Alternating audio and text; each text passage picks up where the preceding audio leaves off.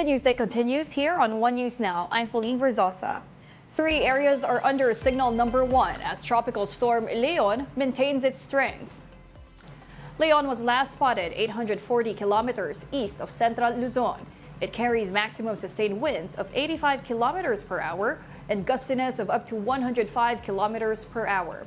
The areas under signal number 1 are the eastern portion of mainland Cagayan, eastern portion of Isabela, and northeast portion of Catanduanes.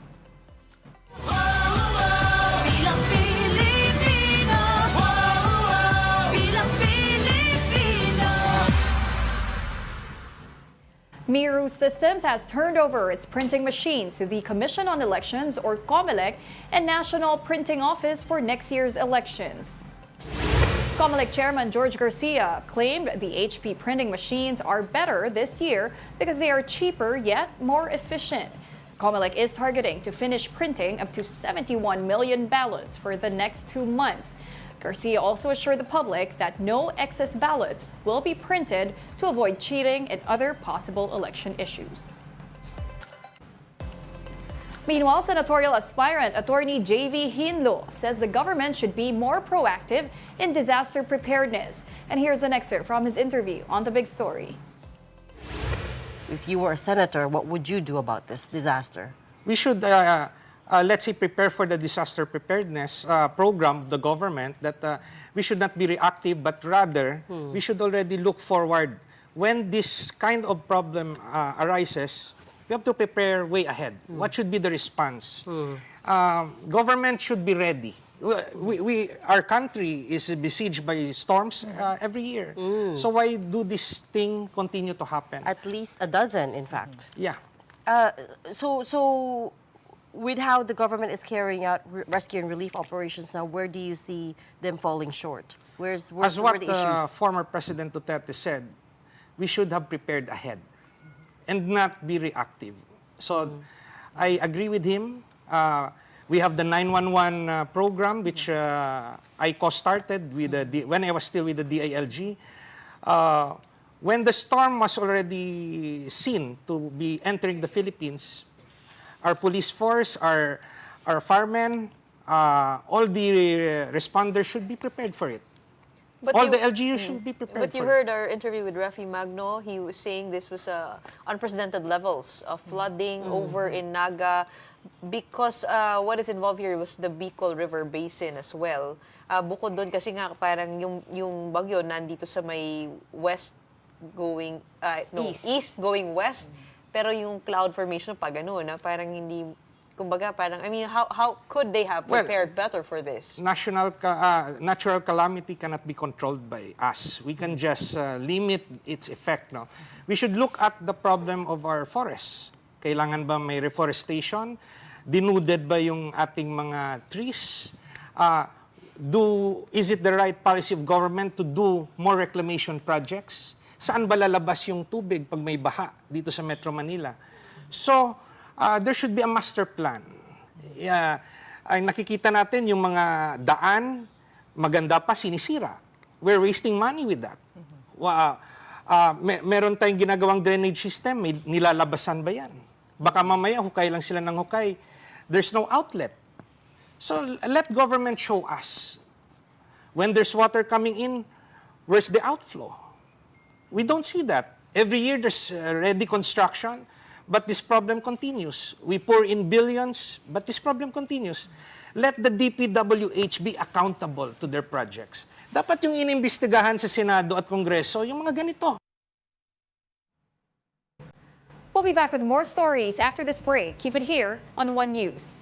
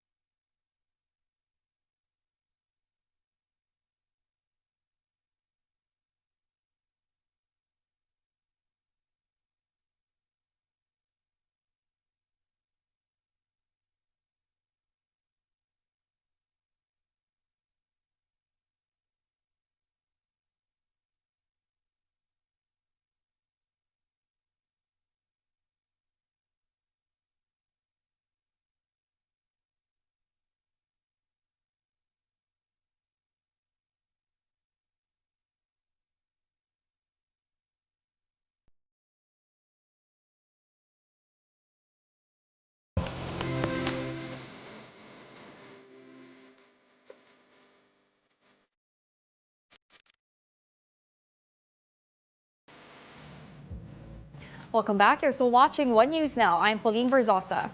Farmlands in Pangasinan were not spared by tropical cyclone Christine. The damage to agriculture in the province rose to over 240 million pesos. Some farmers had to harvest early to salvage their crops. The provincial government assured them of financial assistance. We will have various assistance, especially we will be in close coordination with the national agencies. Whatever yung maibigay po ng province ay bibigay po namin. In other news, 290 OFWs from Lebanon were repatriated over the weekend.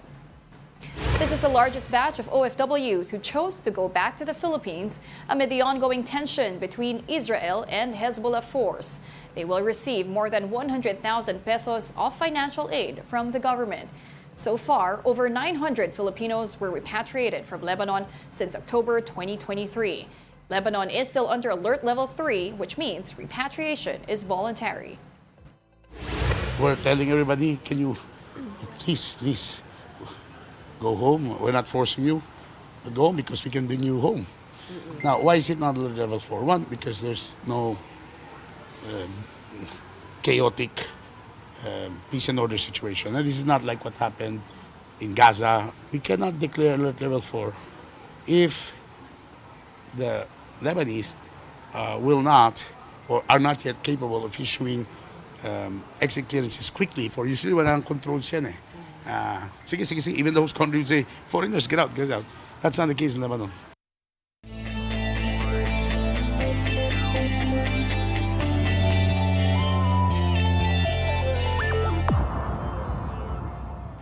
And now in sports, a TNT Tropa Giga draw first blood against Barangay Ginebra in their best-of-7 finals showdown in the PBA Season 49 Governor's Cup.